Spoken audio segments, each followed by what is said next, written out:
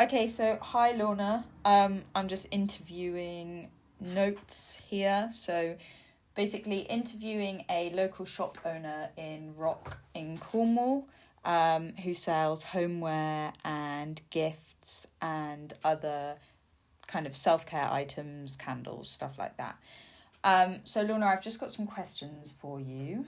Yeah, sure. First, as I'm pitching a homeware kind of scent brand that would mainly be a targeting like between 22 to 40 to 50-year-old, mainly women, because I think that's the main demographic for buying gifts and homeware. And so I was just wondering, what do you look for in homeware and self-care brands if you're buying and stocking? So ideally, like you said, I love doing things that are local and have a reference to Cornwall if I can. Also, I quite like just clean packaging, and definitely our customer is the customer base that you've commented on, or women are buying it for men. That's just the way it is. So, just a nice, clean, locally sourced, and also as a small independent, just working with other small businesses, really. Yeah, lovely. Okay, that almost answers my second question, which was basically, is there a certain aesthetic you gravitate towards, whether that's packaging wise or the actual product? Yeah, I think something that, because there's lots of things that can be seasonal, but things like candles and diffusers, it's something that's all year round. So it's just got to be something that's will go colour wise with whatever else is seasonal. So something quite simple and clean, like I said, that will go in with any colourways that happen to work in the shop. Yeah. Okay, nice.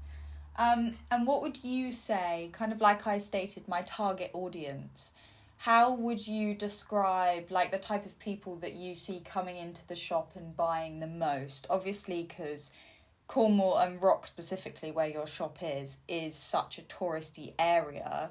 Would you say like the majority of the gift and higher end sales you make are towards that demographic, or do you get a lot of locals in? We've built up because we're where we are and we're just along from the primary school, we do get a lot of sort of mums and dads that will call in for gifts after school or preschool.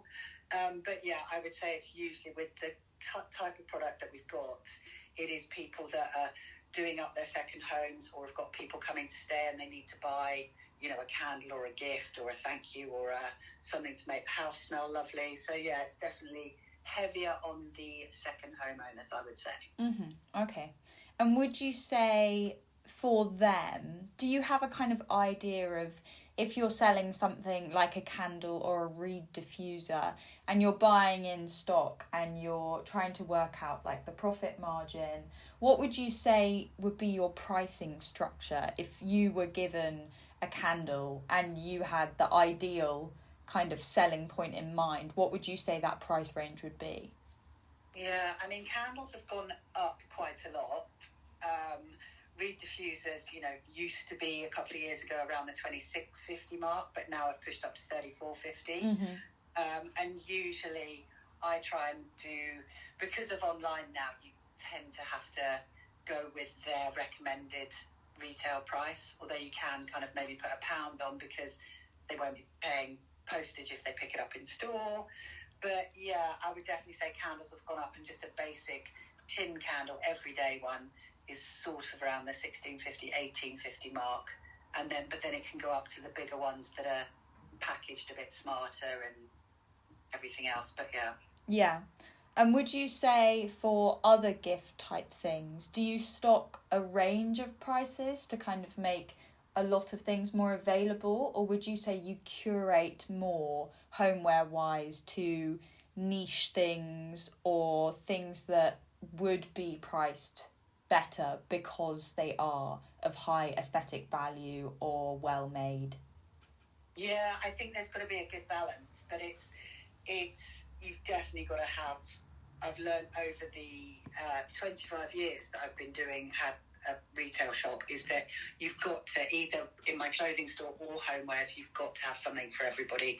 You've got to have something for everybody's price bracket. So that's why it's nice having different brands. And often people will go for sometimes the mid to higher because they like the aesthetics or the story behind it. If you can have a lovely story then of where it's come from and how it's sourced and everything else, that always is a good selling point. So yeah, but you definitely need to have a mixture.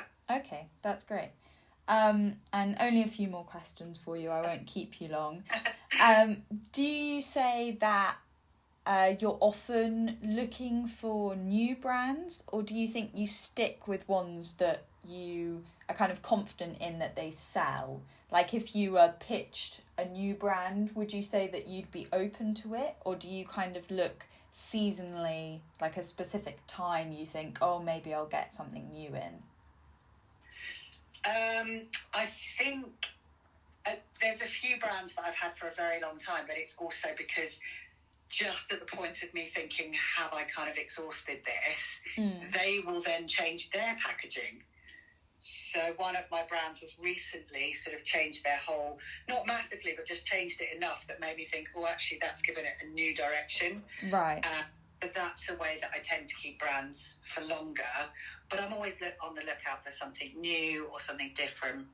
Yeah. But if you know something sells, then it's nice if they tend to change their look. Yeah. Which I've found has happened in the past. Mm-hmm. And would you, if you were pitched, say, so my concept for my kind of hypothetical brand is centering Cornish heritage and telling the story in a new and contemporary way.